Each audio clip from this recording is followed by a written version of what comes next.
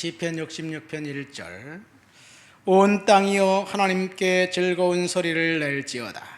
그의 이름의 영광을 찬양하고 영어롭게 찬송할지어다. 하나님께 아뢰기를 주의 일이 어찌 그리 어미하신지요. 주의 큰 권능으로 말미암아 우리 주의 원수가 주께 복종할 것이며 온 땅이 주께 경배하고 주를 노래하며 주의 이름을 노래하리이다 할지어다. 셀라. 와서 하나님께서 행하신 것을 보라. 사람이 아들들에게 행하심이 어미하시도다. 하나님이 바다를 변하여 육지가 되게 하셨으므로 무리가 걸어서 강을 건너고 우리가 거기서 주로 말미암아 기뻐하였도다. 그의 능력으로 영원히 다스리시며 그의 눈으로 나라들을 살피시나니 거역하는 자들은 교만하지 말지어다. 셀라. 만민들아 우리 하나님을 송축하며 그의 찬양 소리를 들리게 할지어다. 그는 우리 영혼을 살려두시고 우리의 실족함을 허락하지 아니하시는 주시로다. 하나님이여 주께서 우리를 시험하시되 우리를 단련하시기를 은을 단련함 같이 하셨으며 우리를 끌어 그물에 걸리게 하시며 어려운 짐을 우리 허리에 베어 두셨으며 사람이 우리 머리를 타고 가게 하셨나이다. 우리가 불과 물을 통과하였더니 주께서 우리를 이끌어내사 풍부한 곳에 들이셨나이다. 아멘. 시편 66편은 제2권으로 고라 자손이 하나님께 이제 찬양한 찬양곡 찬송입니다. 시편은 제2성전 시기 바벨론에서 포로에서 귀환해 온 그 백성들이 수룹바벨 성전을 건축하고 그곳에서 하나님을 찬양하며 예배했던 그 찬송가가 오늘 우리가 읽은 본문입니다. 오늘 본문은 저자가 누구인지 분명하지 않습니다. 대부분 2권의 저자는 고라 후손이기 때문에 고라 후손이라고 추정하지만 저자는 나와 있지 않습니다. 그들은 하나님 앞에 나와 찬양했던 찬양대원 중에 한 명입니다. 오늘 본문은 하나님을 찬양하라는 그런 명령을 하고 있습니다. 찬양하는 자에게 하나님께서 특별히 이스라엘 역사 속에서 경험했던 그 축복과 은혜가 찬양하는 사람들에게도 동일하게 임한다, 그런 내용입니다. 그러니까 찬양하는 자들이 받는 축복은 현재 진행형입니다.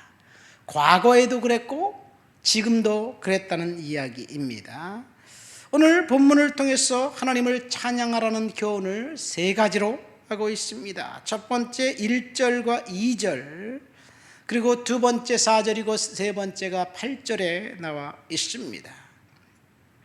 우리가 하나님을 찬양해야 할 이유, 감사해야 할 이유, 그것은 성도들의 의무라는 사실입니다. 그러나 우리가 이 땅을 살아가면서 복잡하고 힘들고 어렵고 고단한 삶을 살아가고 있을 때 선뜻 하나님을 찬양하기는 쉽지 않습니다. 감사하기도 쉽지 않습니다.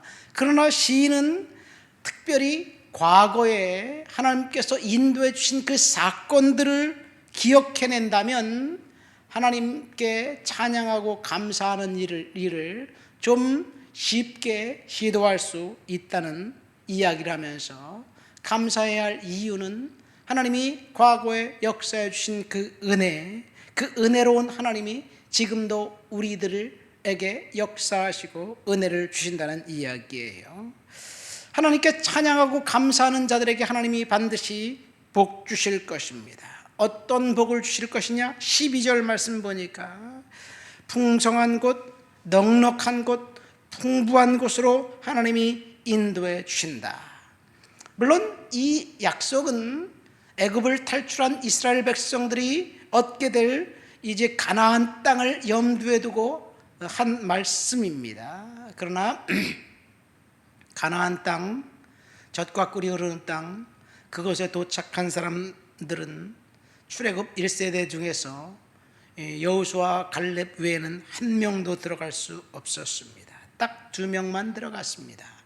그 이유는 그들이 광야에서 하나님을 예배하고 찬양한 일에 실패했기 때문입니다. 원래 애굽에서 그들을 탈출할 때 목적은 가나안 땅, 젖과 꿀이 흐르는 땅이 최종 목적지지만 모세를 통해서 바로 왕에게 끊임없이 얘기한 것은 우리 백성들을 보내라. 우리가 광야에 가서 하나님을 예배할 것이다. 하나님께 광야에 가서 절기를 지킬 것이다. 그렇게 그 선포하고 백성들을 데리고 나갔어요. 그런데 그들은 광야에서 하나님을 예배하는 일에 실패했습니다. 마지막 실패는 이제 민수기 13장에 보면 가나안 땅을 정탐하고 온 백성들이 하나님 앞에 불평하고 악평한 것 때문에 결국 그들의 믿음 때문에 우리는 스스로 보기에 메뚜기 같다, 우리는 그 땅을 점령할 수 없을 것 같다, 우리는 도저히 우리의 힘으로 그 땅을 어찌 해볼 도리가 없다, 그러니 우리가 한 장관을 내세워 애굽으로 다시 돌아가자. 이렇게 선동했던 그 사람들과 선동의 무리에 끼었던 그 사람들, 하나님을 불신했던 그 사람들, 예배를 거부했던 그 사람들, 결국 광야에 뼈를 묻었습니다. 그리고 예배자로 이제 하나님 앞에 충성한 사람들은 젖과 꿀이 흐르는 땅, 그 땅에 들어가게 되었습니다. 그러니까 축복은 하나님 앞에 예배하는 예배자를 통해서 하나님께서 일하시고 역사하신다는 이야기예요. 오늘 본문 볼까요? 1절 2절 말씀 보니까 온 땅이여 하나님께 즐거운 소리를 낼지어다. 그의 이름의 영광을 찬양하고 영화롭게 찬송할지어다. 이게 즐거운 소리, 찬송, 찬양. 한 구절에 하나님을 찬양하라는 말이 3번 나옵니다. 이 문장은 한국어 성경으로 볼 때는 평서문이지만 영어 성경이나 히브리어로 볼 때는 명령문입니다. 그러니까 찬양하라는 것은 하나님의 명령입니다. 해도 되고 안 해도 될 그런 것이 아니라 반드시 해야 할 우리의 이 의무입니다.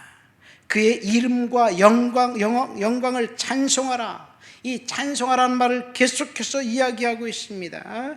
큰 소리로 하나님 앞에 즐거운 소리를 내며 찬송하라고 이야기하고 있습니다. 두 번째 4절 말씀 보니까 온 땅이여 주께 경배하고 주를 노래하며 주의 이름을 노래할지어다. 여기부터 보면 경배, 노래라는 단어를 2번이나 나옵니다. 하나님을 찬양하라는 말이에요. 여기는 이 온 땅이요, 온 세상 만물이 하나님을 찬양하도록 하라는 이야기입니다. 온 세상 만물이 어떻게 하나님을 찬양합니까? 사실은 우리가 이 꽃들과 새들과 나무들과 자연 만물이 그 사시사철 계절을 따라 이 옷을 갈아입으면서 하나님을 찬양하는 그 찬양 소리를 우리의 귀엔 들리지 않는다 할지라도 그들은 하나님을 찬양하고 있어요. 새들이 지저귀는 것이 하나님을 찬양하는 소리예요. 그래서 성 프란시스라는 사람은 이 새들과 그 대화를 했다잖아요. 하나님을 찬양하는 소리를 들었어요. 그런데 오늘날 우리 이 지구는 지금 신음하고 있습니다.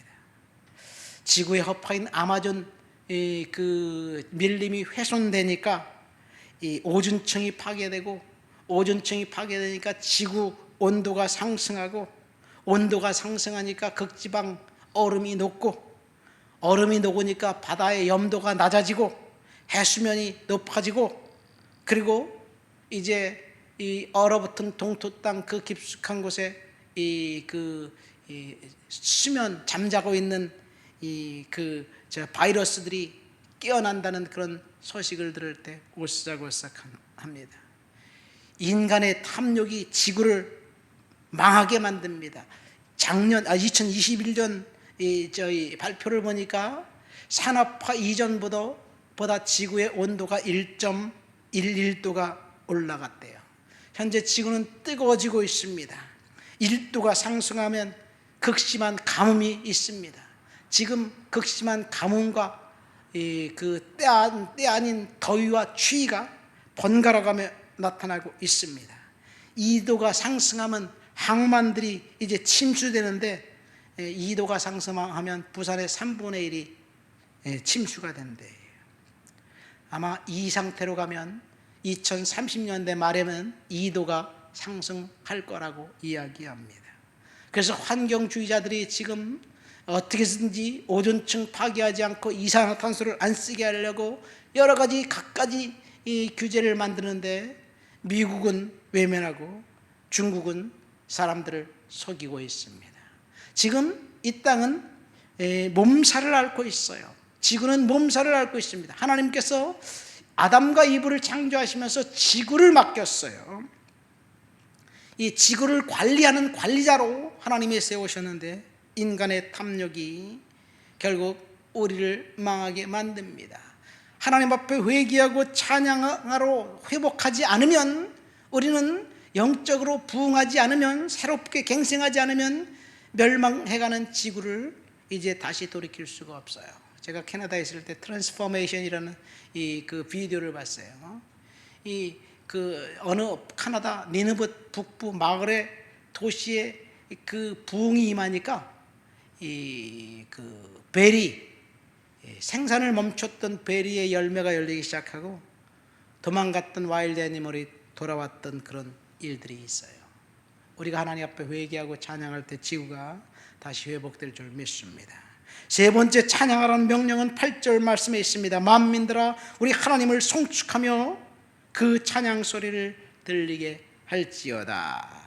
만민들아 하나님을 송축하고 그 찬양 소리를 하나님의 귓전에 들리게 하라는 이야기예요. 찬양하라는 말은 명령입니다. 여기 보면 큰 소리로 찬양하라고 하고 있어요.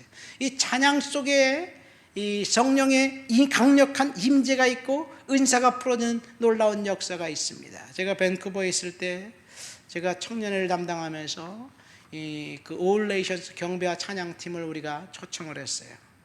우리가 밴쿠버에서 그래도 가장 큰 교회고 우리 청년들이 한번 이 밴쿠버 한인 청년들과 교회를 섬겨보자. 그래서 목사님께 상의하고 그 다음에 한국으로 연락하고 이 초청부터 이제 그 공항의 영접부터 출국까지 전체를 다 섬기면서 이제 그 일을 했어요. 근데 많은 청년들이 다 교회에 모여서 열심히 찬양하고 있는데 찬양하다가 어떤 자매가 방언이 터졌어요. 전도사님 저 방언 시작해요. 찬양하다 갑자기 방언이 툭 터졌다고 너무 기뻐서 이 젊은 청년이 자매가 열심히 하나님 앞에 기도합니다. 찬양하다 보니까 성령의 강력한 임재가 나타납니다. 찬양하다가 병이 치유되는 것을 보게 됩니다. 이게 찬양의 축복이에요. 찬양하는 사람들의 약속하신 축복이 5절부터 7절까지 나와 있습니다. 와서 하나님이 행하신 것을 보라 이야기하면서 이 과거에 이 홍해물을 마르셨던 하나님, 바다를 마른 땅같이 걷게 하셨던 하나님, 그의 능력으로 다스리는 그것을 보라는 이야기예요. 이것은 과거에 있었던 일이지만 그 기적의 역사는 현재 진행형입니다. 찬양하는 사람들에게 주실 축복은 영원히 지속되는 거예요. 과거에 경험했던 그 경험, 그것은 옛날 있었던 이 과거의 사건으로 끝나지 않습니다. 하나님은 오늘날 찬양하는 사람들에게 그 경험을 오늘도 계속해서 지속시켜 주고 있어요. 그래서 우리는 하나님을 찬양해야 될 줄 믿습니다.